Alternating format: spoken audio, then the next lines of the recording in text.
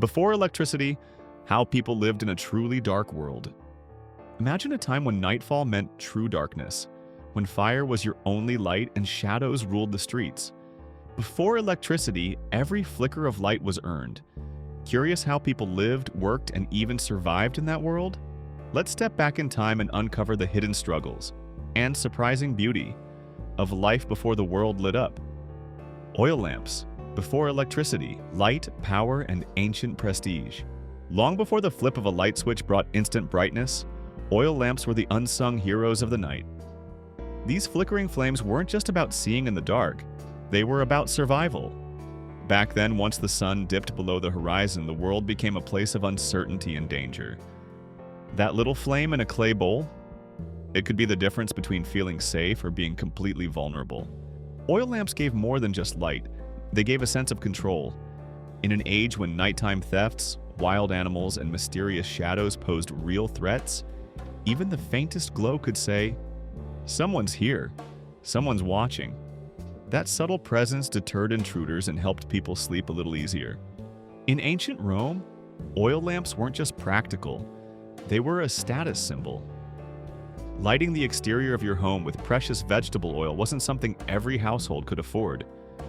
If your home glowed through the night, it told the neighborhood you had wealth and power.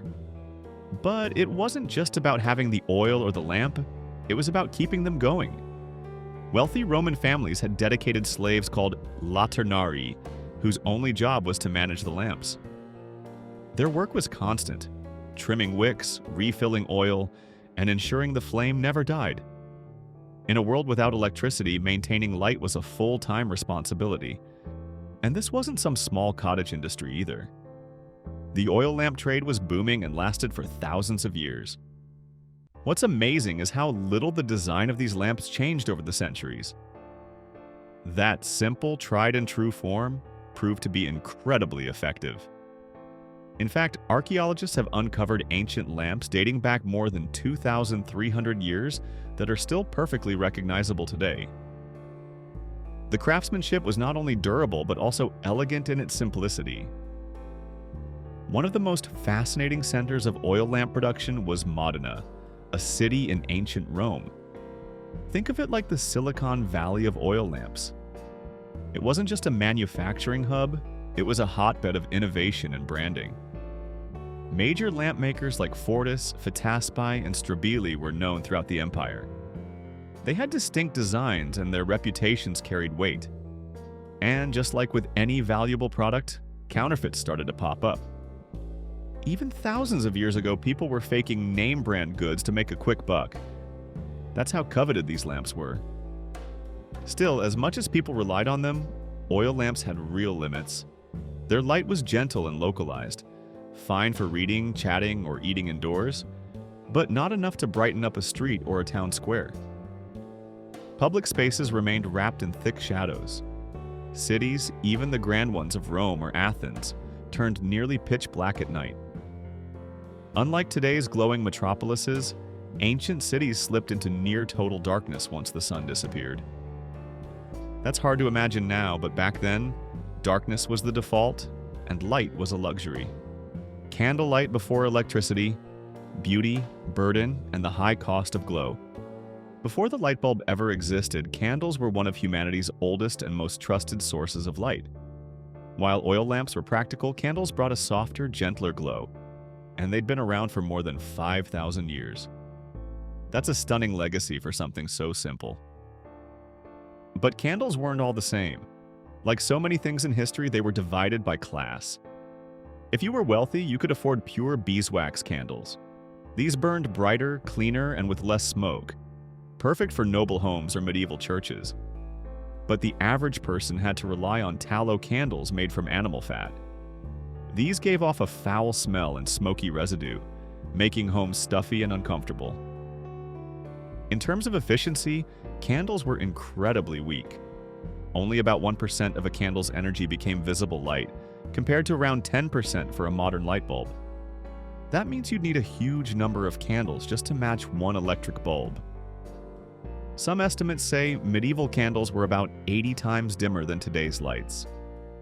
Just imagine trying to read, write, or sew by that faint flicker.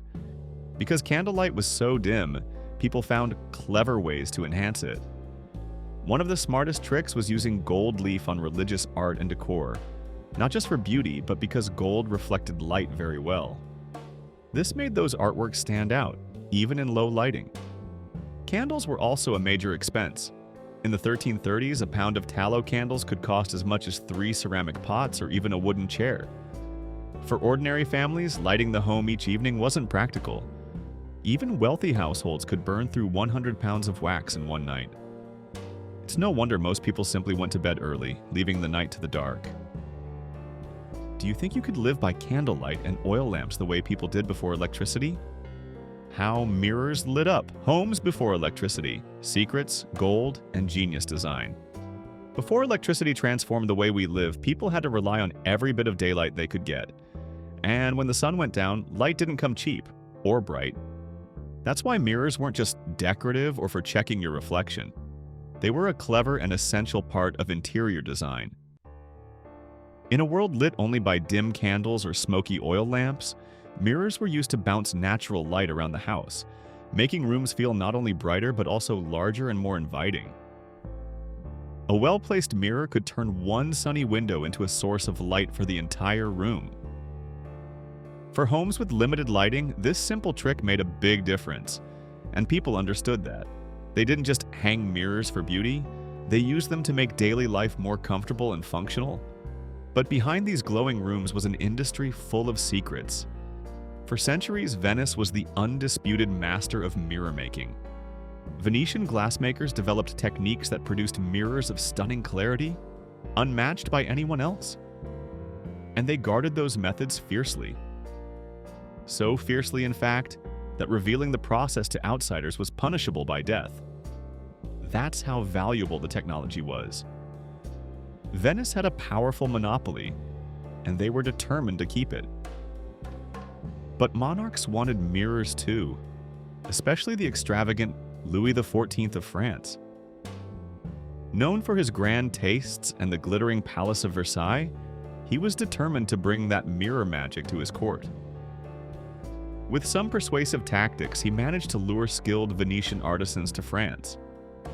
Their work helped create one of the most iconic rooms in history, the Hall of Mirrors at Versailles. That space wasn't just beautiful. It was a declaration of France's rising power and elegance. To get the most out of the weak glow from candles, mirrors were often paired with candelabras or wall-mounted candle holders. But the brilliance didn't stop there. Many mirrors were framed with gold. Why? Because gold doesn't just look luxurious, it's fantastic at reflecting light. The combination of candlelight and gilded frames helped scatter the glow across the room, making a dimly lit space feel much more luminous. This clever use of mirrors and materials wasn't accidental. It was the result of thoughtful planning and centuries of trial and error. In the absence of electric light, our ancestors found ways to design their spaces that were not only elegant, but surprisingly effective at fighting the dark. How medieval churches used sunlight to tell sacred stories. From the very beginning, humans have looked to the skies not just for survival, but for meaning. The movement of the sun shaped calendars, farming, rituals, and even sacred spaces. Ancient monuments like Stonehenge weren't just mysterious piles of stone. They were precisely aligned with the sun's path, marking the solstices and equinoxes. These massive structures acted like open-air observatories, showing just how deeply connected early people were to nature's rhythms. That connection didn't end with the ancient world. It carried into the heart of medieval Christianity, especially in the way churches were built. Many medieval churches were carefully designed so that the very first rays of sunlight at dawn would shine directly onto the altar. This wasn't just a smart use of natural light. It had deep spiritual symbolism. The altar, representing God's presence, would be the first thing bathed in morning light, as if heaven itself was blessing the new day. It gave worshippers a powerful, emotional experience the moment they stepped inside. One of the most extraordinary examples of this sacred use of sunlight can be found in the Holy Cross Monastery in Petrauti, Romania, built during the 15th century. This church wasn't just a place of prayer, it was an architectural masterpiece. It was designed so that throughout the day, light would flow perfectly down the nave and touch the altar at key moments for prayer. That wasn't by accident, it was by design, perfectly aligning with the daily rhythm of worship. But it goes even further. The windows of the monastery were placed with such precision that beams of light would shine on specific frescoes of saints, only on their individual feast days. Imagine walking into the church and seeing the saint of the day lit up by a single beam of sunlight. It turned stone and paint into a living, breathing story of faith. Even more incredible? The monastery's fresco of St. John the Baptist was designed to tell a story entirely through sunlight. Over a 30-day period, different parts of the painting were lit in sequence. Each day, a new part of his life would be revealed by a shifting ray of light, guiding viewers step by step through his journey. This wasn't just art, it was advanced knowledge of astronomy, architecture, and devotion all working together. These church builders weren't just craftsmen, they were engineers of light, weaving the cosmos into stone and glass to inspire awe, wonder, and deep spiritual connection. Have you ever experienced total darkness?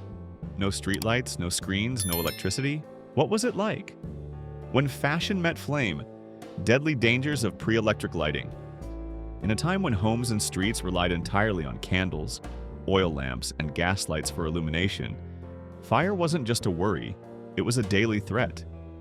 An accidental nudge, a gust of wind, or a single careless moment could tip a candle and set a room ablaze. This danger was magnified by the fact that most buildings were made of wood, turning even small fires into fast-moving disasters. But things got even more dangerous with 19th century fashion trends. Lightweight, flowy dresses, mass-produced and widely worn, became common across all social classes. While beautiful and fashionable, these dresses were made from thin, flammable fabrics like cotton and muslin. Their wide skirts and loose designs made it incredibly easy for a hem or sleeve to catch a stray flame. A single spark from a candle or gas lamp could turn a lovely outfit into a death trap in seconds. The danger wasn't rare. It was shockingly common. In fact, by one estimate, the number of women who died in dress fires in 1860 was roughly equal to the number of women murdered in the US in 2014.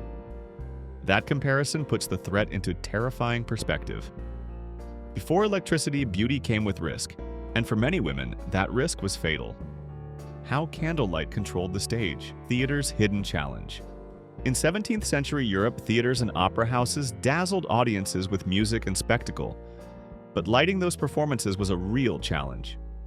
Without electricity, the stage was illuminated by hundreds, sometimes even thousands, of candles mounted in massive chandeliers above both performers and audience members. Their soft, flickering glow created a magical atmosphere, but they also came with some serious problems. One of the biggest was heat. All those burning candles could make a theater feel like an oven, leaving actors sweltering under their costumes and audiences shifting uncomfortably in their seats. But even worse, candles didn't last long. They burned for about an hour, which meant they had to be replaced mid-performance. This created a unique problem for writers and composers. Each act had to be timed around the life of the candles.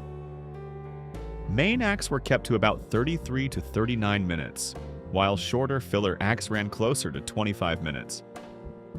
These shorter interludes gave stagehands just enough time to replace the burned-out candles before the next big scene. In the end, Candlelight didn't just set the mood, it dictated the very rhythm of the show. Every pause, every act break, was part of a carefully planned choreography of fire and performance. Linkboys and night watchmen, light bearers or lurking danger? Before electricity lit up city streets, stepping outside after dark meant stepping into uncertainty. Alleys were unlit, shadows stretched for blocks, and crime thrived where the eye couldn't see. In response, entire professions emerged to help people navigate and survive the nighttime, though not all of them had noble intentions. From the Middle Ages through the Victorian era, one such figure was the Linkboy. These were young torchbearers, often stationed outside taverns, theaters, or inns. For a small fee, they would guide pedestrians home, using a burning torch to cut through the darkness. Their service was especially helpful for the drunk, the elderly, or travelers unfamiliar with the winding, unmarked streets. Their flames offered more than light. They offered a sense of comfort. But trust in a Linkboy could be dangerous. While many were honest, others took advantage of their clients. Some would deliberately lead intoxicated patrons into isolated alleys to rob them. It was a risky trade for both the guide and the guided. Yet during thick New York fogs, even during the day, Linkboys were still in demand. When visibility dropped to near zero, they served as vital escorts through the haze. Alongside Linkboys were the more official Night Watch patrols, city-appointed guards who roamed the streets at night. Their job was to deter intruders, raise alarms during fires, and keep peace while most citizens slept. In the dead of night, the sound of a watchman's staff tapping the cobblestones or his call echoing through the streets brought a rare feeling of security. This tradition lasted far longer than many realize. In fact, as recently as 2020, a man named Renato Hausler still served as a night watchman in Lausanne, Switzerland. From the top of the cathedral, he carried on a 600-year-old tradition, reminding us how deep the need for nighttime guardians runs, even in the modern age of glowing cities. Thank you for watching. To continue with more content, comment yes to let us know you're still following. Gaslight Revolution, How Cities Lit Up, and the Hidden Dangers. By the late 1700s, the world began inching closer to a true lighting revolution.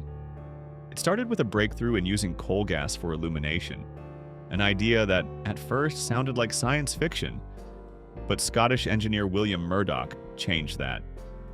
In 1792, he successfully lit his own home with coal gas.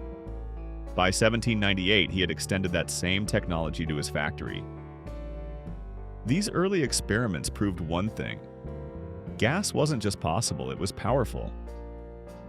Still, the real transformation came in 1807, when Frederick Albert Windsor demonstrated public gaslighting on Pall Mall in London.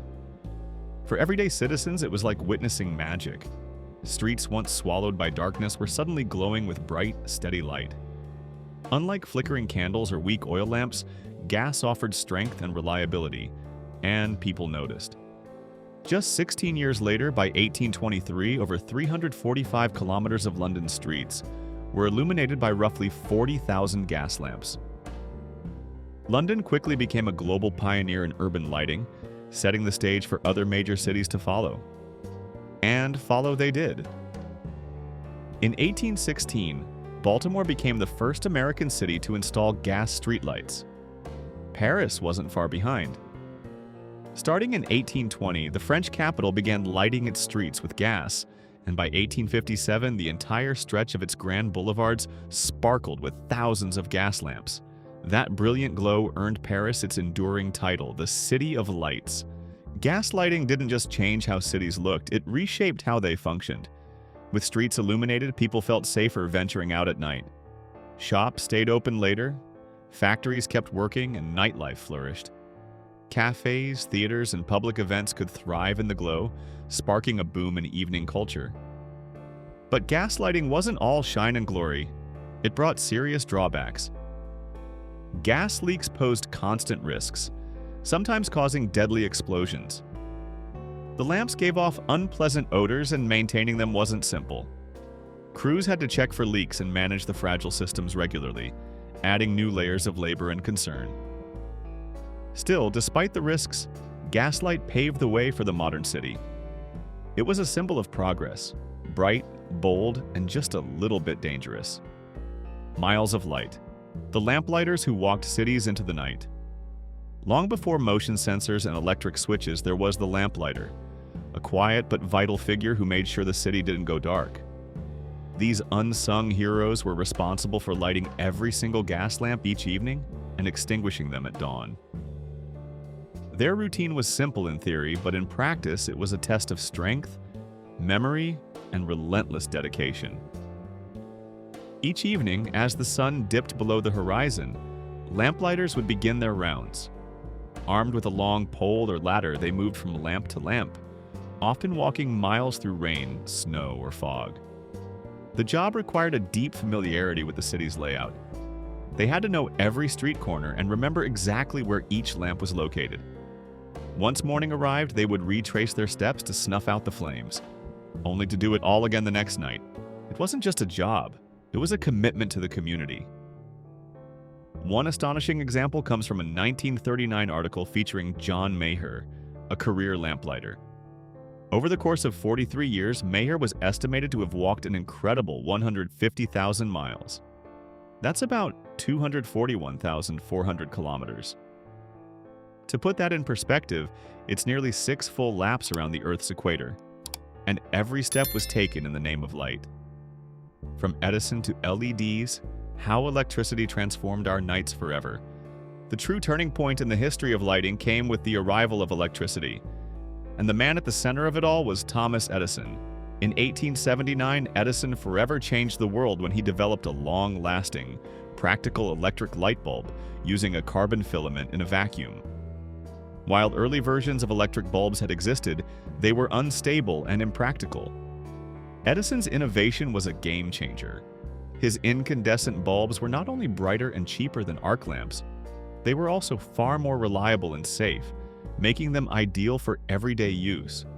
Even before Edison's bulb, Paris had already earned its nickname, the City of Lights. In 1878, it became the first city in the world to light its streets with electricity using arc lamps. These lamps emitted a powerful, intense light, strong enough to flood public squares and boulevards with brightness.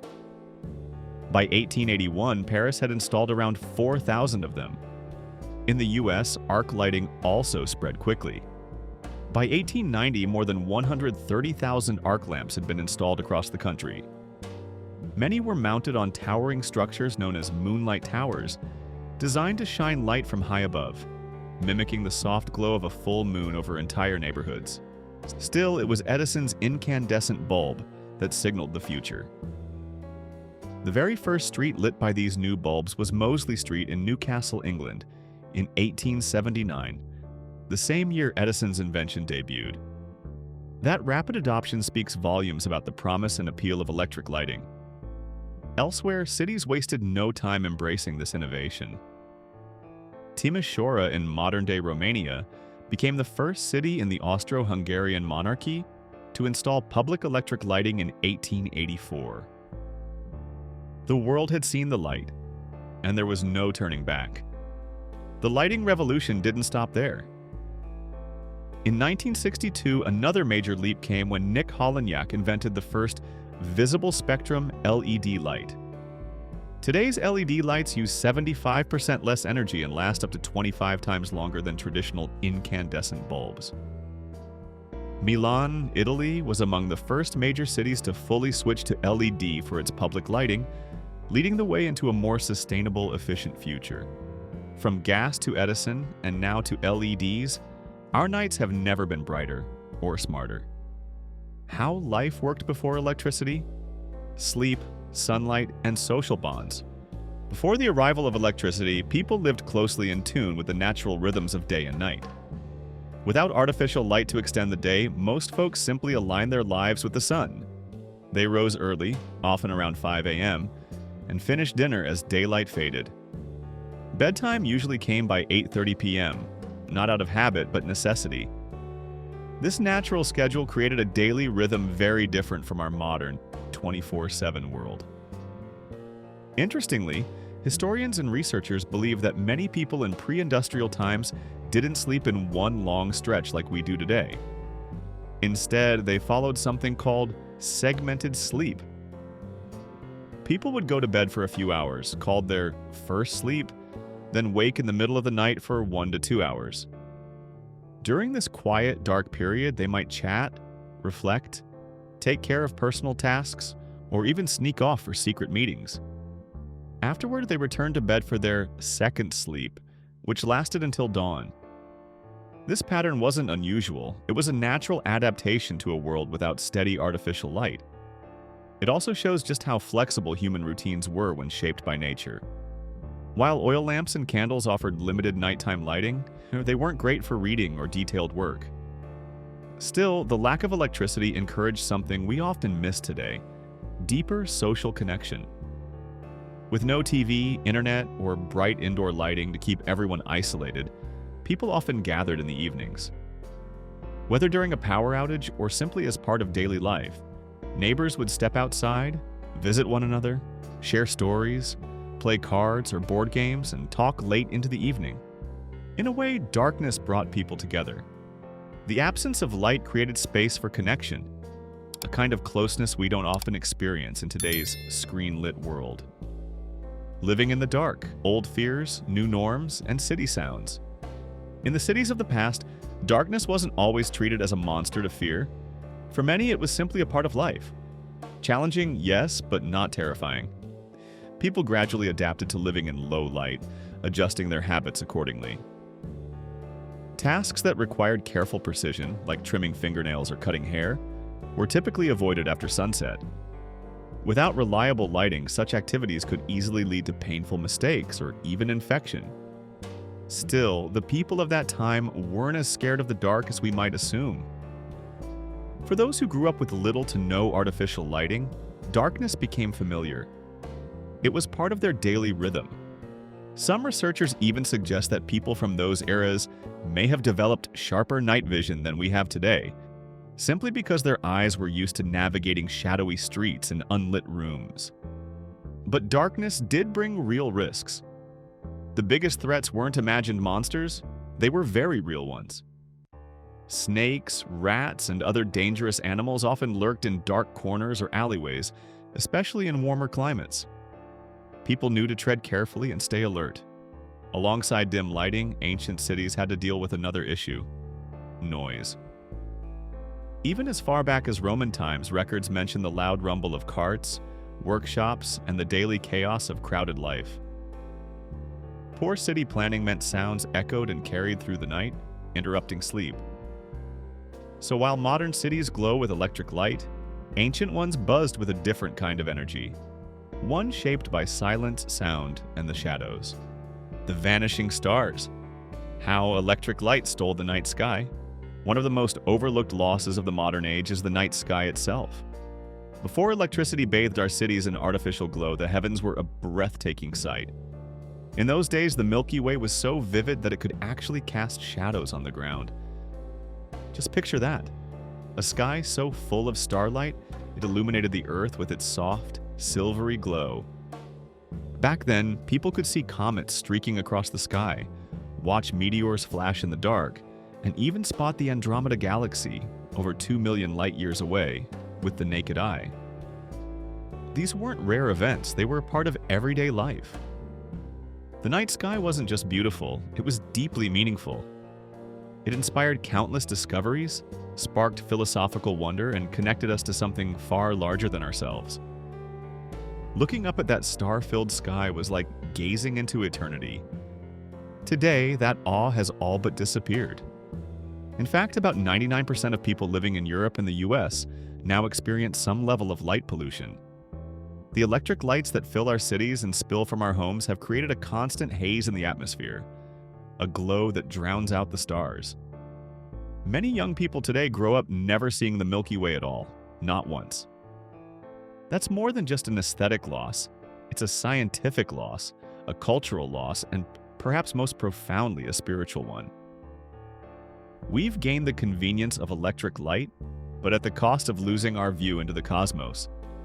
The same sky that guided explorers, poets, and scientists for centuries is now hidden from view. And with it, we lose a little piece of wonder. What life was really like in America in the early 1900s? What if you woke up in America in the year 1900? No cars, no internet, just steam, steel, and survival. It was a world caught between past and progress, where invention soared but inequality ran deep. In this video, we'll uncover the surprising truths about everyday life in a country on the edge of transformation. America in 1900, a country caught between two worlds. Let's take a step back to the year 1900, right at the turn of the century. It wasn't just a new number on the calendar, it was a strange in-between moment, a kind of crossroads between two eras.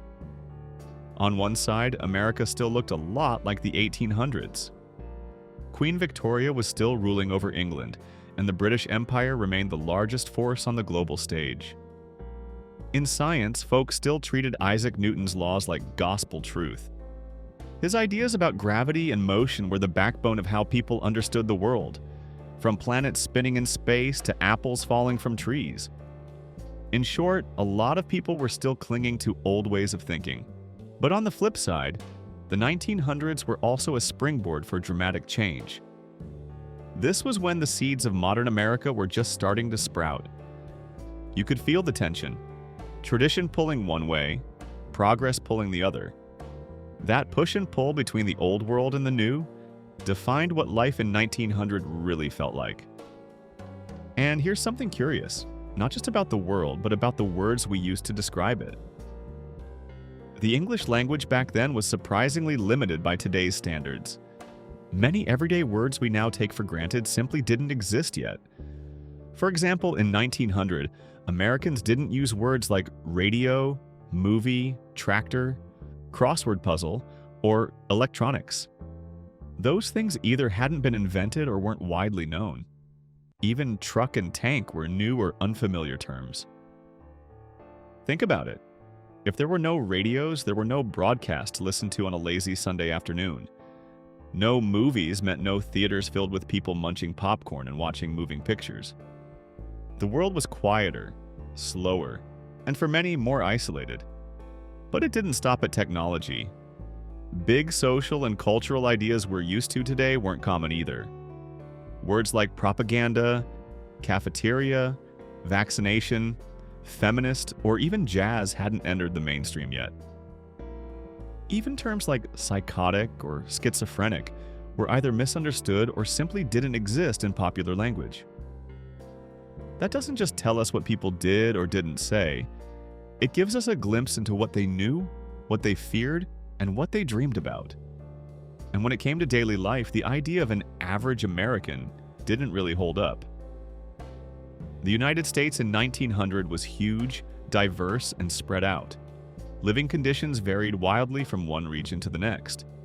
Sure, about 250,000 miles of railroad tracks were weaving the country together, creating a growing network for travel and trade. But that didn't mean everyone had access to it. In fact, many Americans still lived far from those tracks, cut off from the latest goods, services, and news.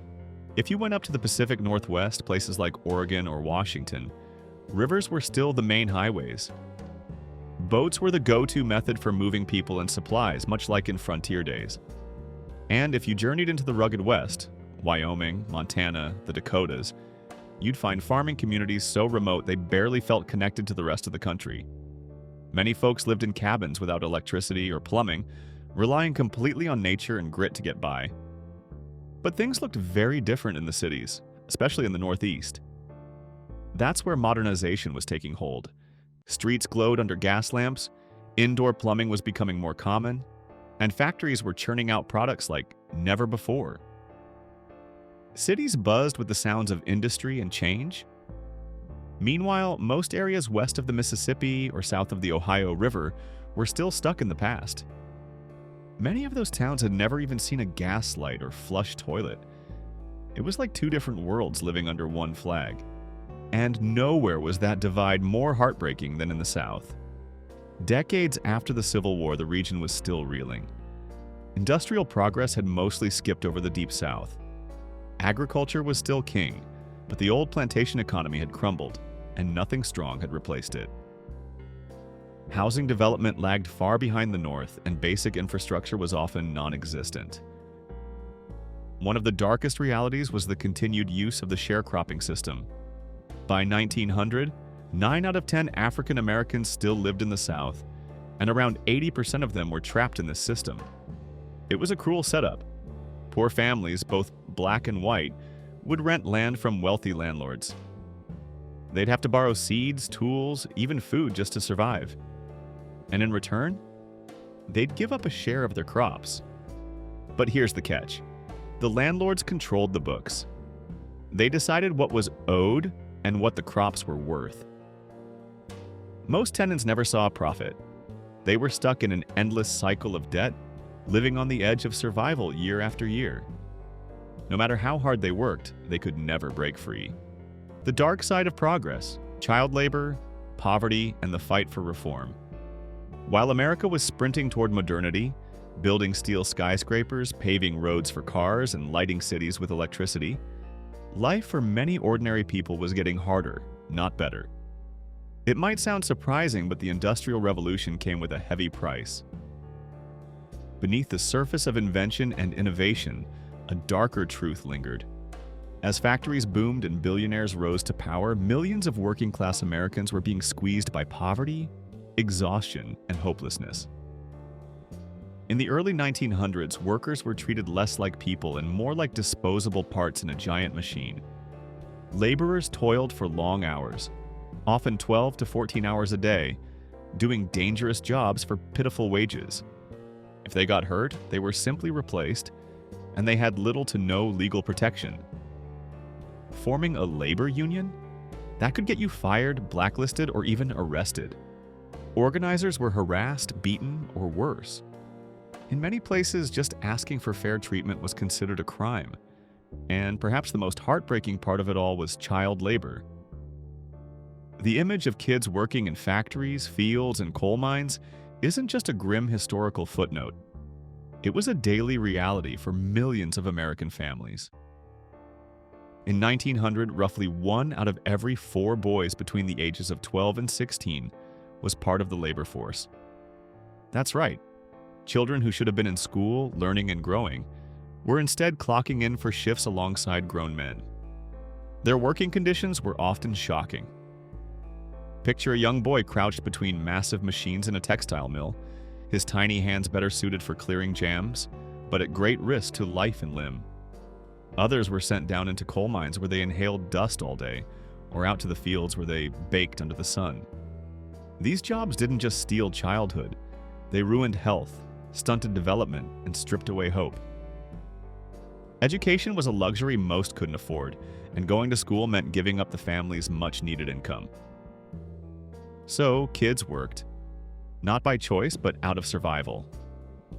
To put things in perspective, the average American family in 1900 earned what would amount to about $3,000 a year in today's money.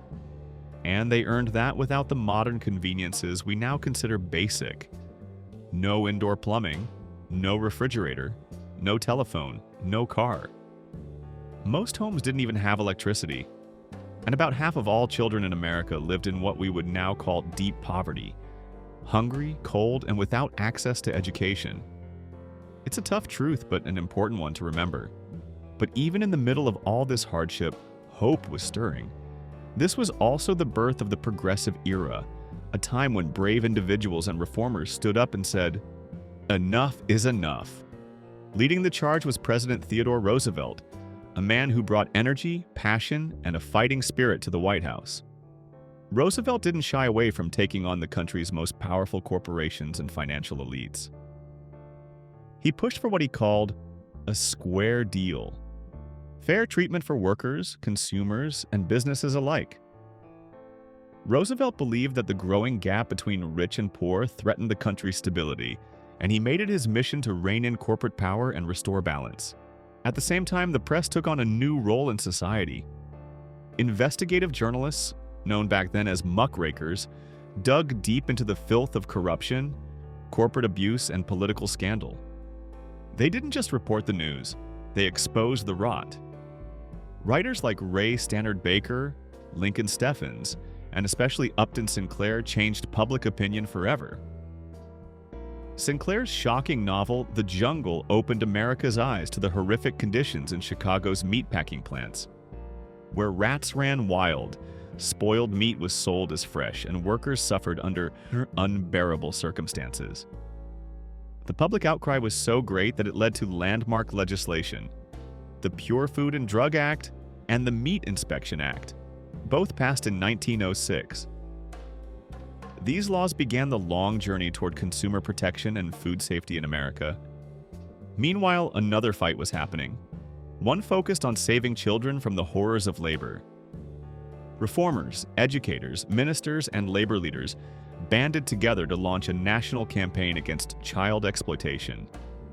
Out of their tireless work came the National Child Labor Committee, founded in 1904.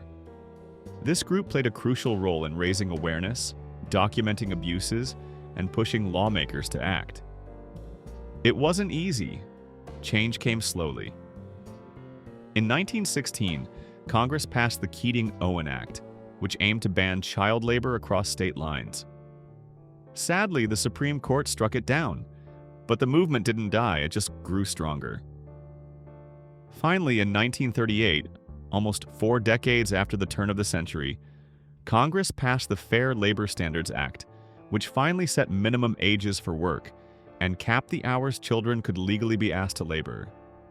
It was a long battle, but it brought real, lasting change, and millions of children were able to reclaim their childhoods. Which part of life in 1900 surprised you the most? Daily chores, child labor, or the rise of new technology? Stepping into the future, how inventions in 1900 changed everything. As the calendar flipped to 1900, America wasn't just stepping into a new century, it was leaping headfirst into an era of unstoppable progress. Cities were growing at breakneck speed, factories were roaring to life, and the skyline was starting to change before people's eyes. This was more than just industrialization, it was a full-blown transformation. Factories in places like Pennsylvania and Ohio were pumping out millions of tons of steel every year. Steel wasn't just a material, it was the backbone of a whole new world. It helped men like John D. Rockefeller and Andrew Carnegie become not just rich, but wildly powerful. Their fortunes shaped the national economy and turned their names into household legends. Steel gave rise to America's industrial giants, and it also helped turn small towns into thriving cities. People left their farms and headed into urban areas, drawn by the promise of jobs, success, and something new. And what about the cities themselves? Thanks to architects like Louis Sullivan, often called the father of the skyscraper, American skylines started reaching for the heavens. Sullivan developed a revolutionary technique using steel frames to build taller, stronger buildings. Suddenly, the idea of a 30 or even 40-story building wasn't science fiction. It was reality. Cities like New York and Chicago were quickly transformed with soaring towers, changing the way Americans looked at urban life. But steel wasn't just for buildings, it was the lifeblood of the infrastructure boom. Railroads crisscrossed the country, electric streetcars zipped through busy streets, and monumental bridges like the Williamsburg, Brooklyn, and East River bridges in New York linked neighborhoods and communities that had once felt worlds apart. And while cities were reaching skyward, engineers were also digging deep underground. Boston and Paris introduced early subway systems, clean, fast, and efficient ways for people to get around. Then came New York's Broadway subway line in 1904. It turned what had been a sluggish 1-hour trip into a quick 10-minute ride. That kind of convenience reshaped how people thought about space, time, and even where they could live or work. Now let's talk about a name everyone knows: Thomas Edison. This man was like a one-man innovation machine. His electric light bulbs brought brightness to homes and streets, turning nighttime into something useful. His phonograph brought music and storytelling into people's living rooms, an early glimpse at home entertainment. And his invention of the kinetoscope opened the door to a brand new kind of storytelling: motion pictures. From his lab in New Jersey, Edison helped launch the modern age, one invention at a time. And then there was the car. At the turn of the century, automobiles were still a rare luxury. Only about 8,000 cars roamed America's dusty roads in 1900, and there were fewer than 10 miles of paved road across the whole country. These machines were expensive, unreliable, and often seen as playthings for the rich. That is, until Henry Ford came along. In 1908, Ford flipped the script. With the introduction of the moving assembly line, he changed the game. His vision? To build a car the average American could actually afford. This wasn't just about transportation. It was about independence. It was about freedom. Ford's idea created thousands of jobs and completely reshaped the American economy. By the end of the decade, over 200,000 cars were on the road, and more than half of them were Fords. And it wasn't just cars transforming everyday life. Breakthroughs were happening across the board, especially in communication and photography. In 1900, the Kodak Brownie camera hit the market.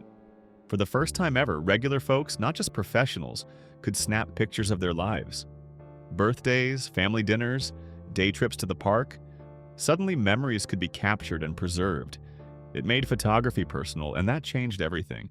Meanwhile, a major leap in communication came from Italian inventor Guglielmo Marconi. In 1901, he sent the very first wireless radio signal all the way across the Atlantic, from England to Newfoundland. At the time, it didn't seem like much, but it kicked off a revolution. Within just a few years, radio technology would start shrinking the world, connecting people in ways no one had imagined. Public transportation was also on the rise. Electric train experiments began in upstate New York in 1904, while streetcars became common in cities from coast to coast. Getting around was getting easier, cheaper, and faster, but perhaps the most astonishing breakthrough of the decade happened in 1903, when two bicycle mechanics from Ohio, Orville and Wilbur Wright, took off into history. Their flight at Kitty Hawk, North Carolina, lasted only 12.5 seconds. Most newspapers barely noticed. But in hindsight, that short hop was the start of aviation. It would go on to shrink the globe, connect continents, and make dreams of flying a reality. Science, too, was marching forward. In 1905, a little-known patent clerk in Switzerland named Albert Einstein published a series of papers that would change how we see the universe. His ideas helped lay the foundation for quantum physics, and ultimately ended Newton's centuries-long reign over scientific thought. The world of science was beginning to shift in dramatic, even cosmic ways. Yet while physics soared, medicine still lagged behind. Deadly diseases like cholera, diphtheria, and yellow fever continued to devastate communities. Germ theory was still being debated, and doctors often had no real answers. But a surprising breakthrough came not in a lab, but on a construction site. During the building of the Panama Canal, engineers tried something radical. They drained standing water to fight mosquitoes, the main carriers of disease. The result? Fewer infections and healthier workers. This early understanding of disease prevention helped reshape public health, not just in Panama, but in cities across America. It marked the beginning of sanitation systems as we know them today, laying the groundwork for modern hygiene and disease control. Do you think the world lost something valuable in the shift from self-sufficiency to modern convenience? Daily life and entertainment in early 1900s America. If you could step back into daily life around the year 1900, you might be shocked by how much slower everything moved. There were no smartphones, no microwaves, and definitely no streaming shows. Life was built on effort, real physical effort. In fact, almost everything you needed at home had to be made or done by hand. Take chores, for example. Making clothes wasn't just a hobby, it was a necessity. Many families sewed their own garments to save money. Laundry. That meant scrubbing clothes on a washboard with lye soap, then rinsing and wringing them out by hand. Making butter, cleaning the floors, hauling water, all these daily tasks took time and muscle. Life wasn't convenient, it was manual, it was constant. And for many, especially working-class families, there was little rest.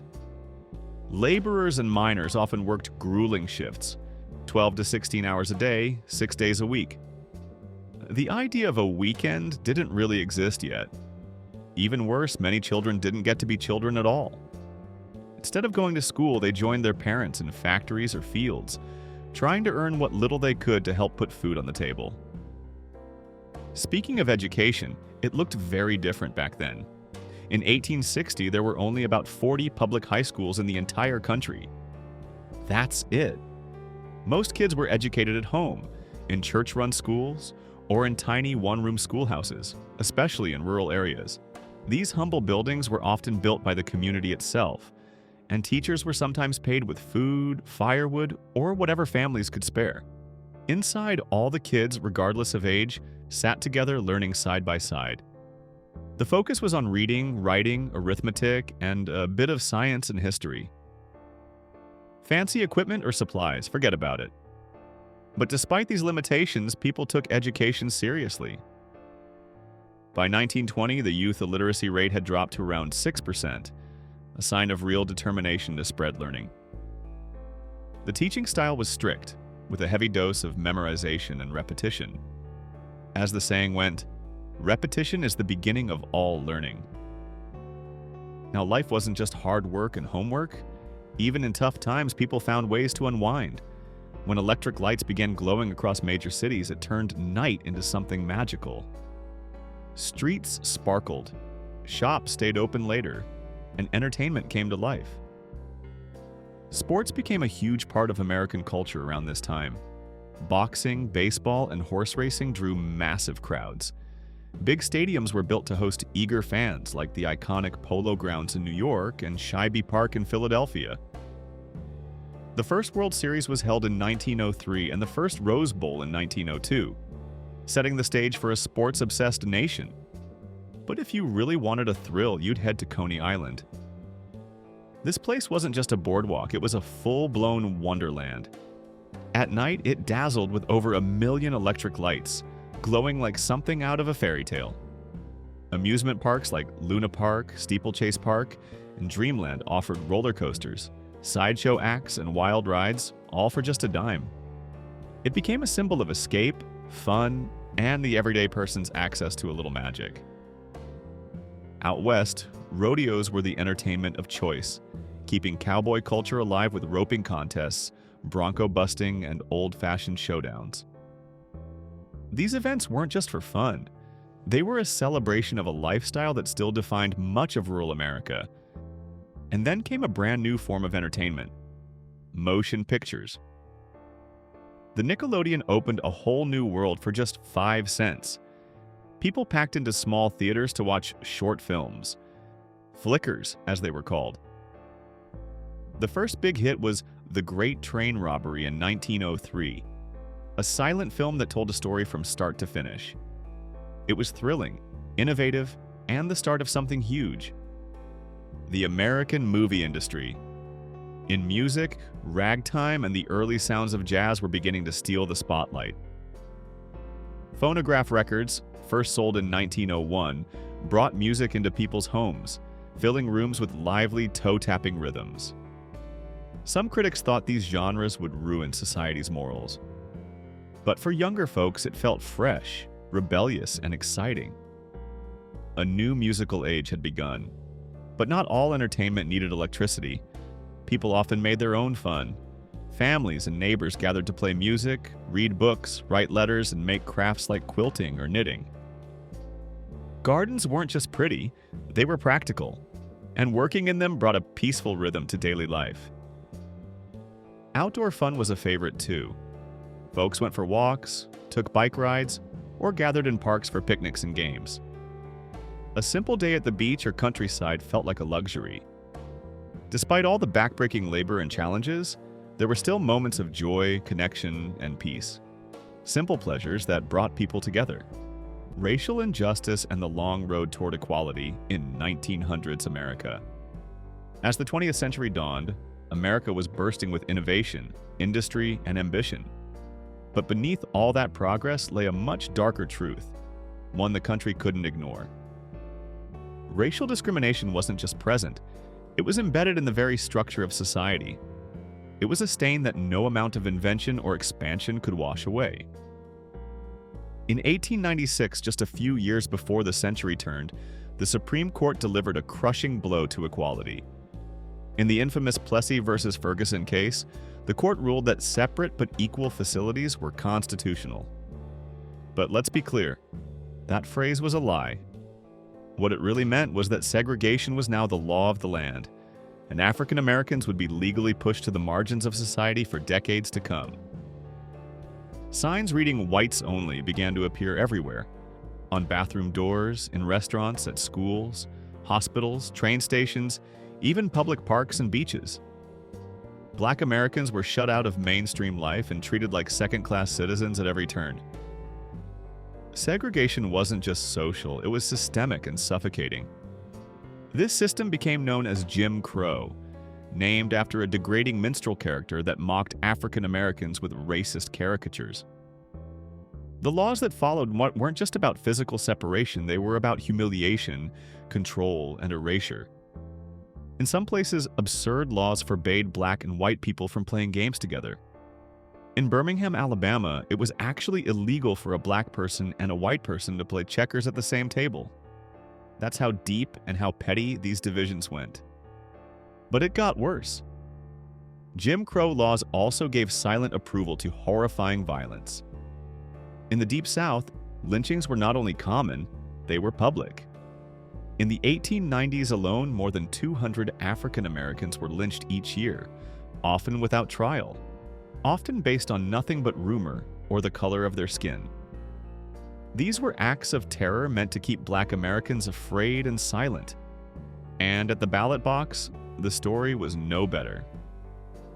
Southern states rewrote their constitutions to strip away voting rights from black citizens using poll taxes, literacy tests, and grandfather clauses.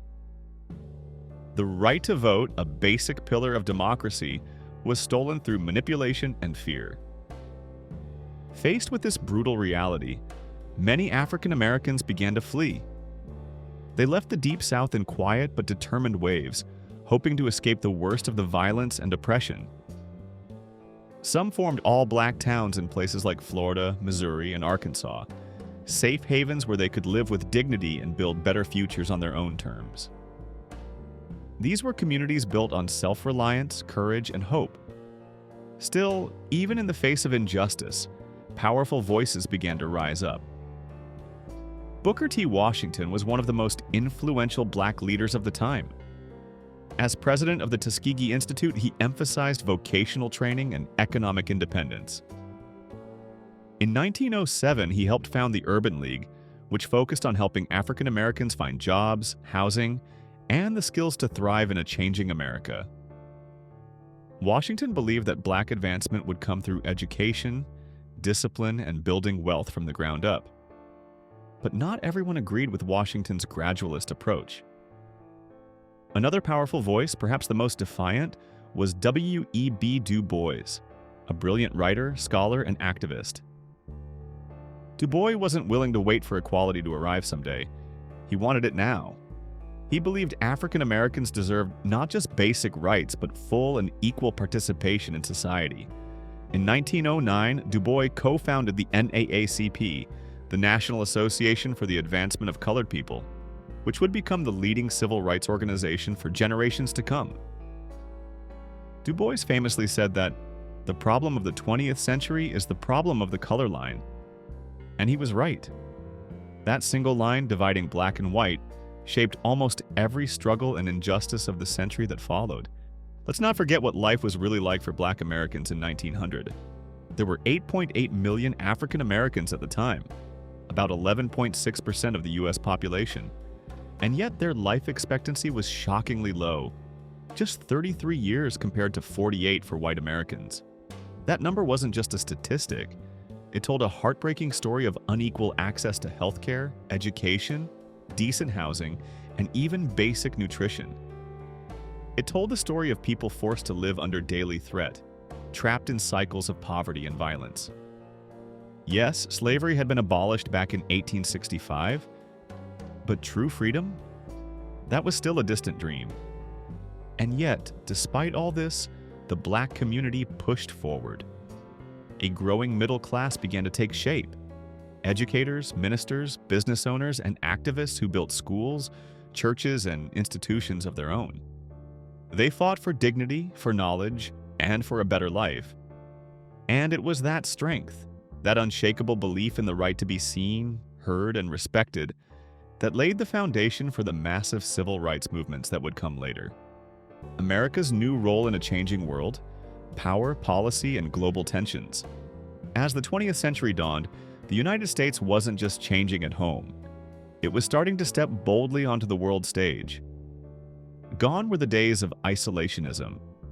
Leaders like President William McKinley believed that the future belonged to nations that reached outward, not inward. McKinley's open-door policy, announced with great optimism, was meant to open global markets and promote peace through trade. The idea was simple in theory. Every country would remove trade barriers and give equal access to raw materials and investment opportunities. In McKinley's eyes, this wasn't just about economics. It was about ushering in a glorious new era where economic cooperation could prevent the boom and bust cycles that had rocked the 19th century. But idealism met reality in the Philippines. After the U.S. defeated Spain in the Spanish-American War, it quickly transformed from liberator to occupier. Filipino revolutionaries had hoped for freedom, but instead found themselves under a new foreign ruler. The Philippine-American War followed, a bloody conflict that cost more American lives than the war with Spain, and left over 16,000 Filipino soldiers dead, along with an estimated 100,000 civilian deaths, many due to famine caused by scorched earth tactics. The contradiction was clear. While the U.S. condemned European colonialism, it was now exporting its own version of empire. Yet even in that conflict, there were efforts toward reconciliation.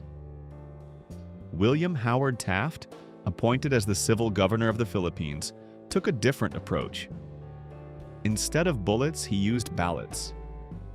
He offered Filipinos limited self-rule, voting rights, and improved infrastructure, an attempt to win hearts and minds through policy rather than war. Then came a national shock.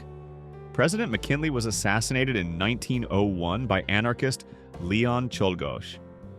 His death marked a turning point in American leadership and history. Suddenly, the presidency passed to Theodore Roosevelt, just 45 years old, the youngest president the country had ever seen. Bold, energetic, and deeply independent, Roosevelt wasn't exactly beloved by the political establishment in New York. But on the national stage, he quickly became a force of nature. Roosevelt believed the presidency was a bully pulpit, a powerful position from which to shape not just policy, but public morals and values. He didn't shy away from conflict, especially when it came to protecting everyday Americans. He stood up to corporate monopolies, championed workers' rights, and even intervened in the coal miners' strike of 1902, demanding a fair deal for laborers. He also transformed how Americans saw nature, doubling the number of national parks, expanding forest preserves, and laying the groundwork for the modern environmental movement. Internationally, Roosevelt was determined to make sure the U.S. wasn't just participating in world affairs, it was leading them.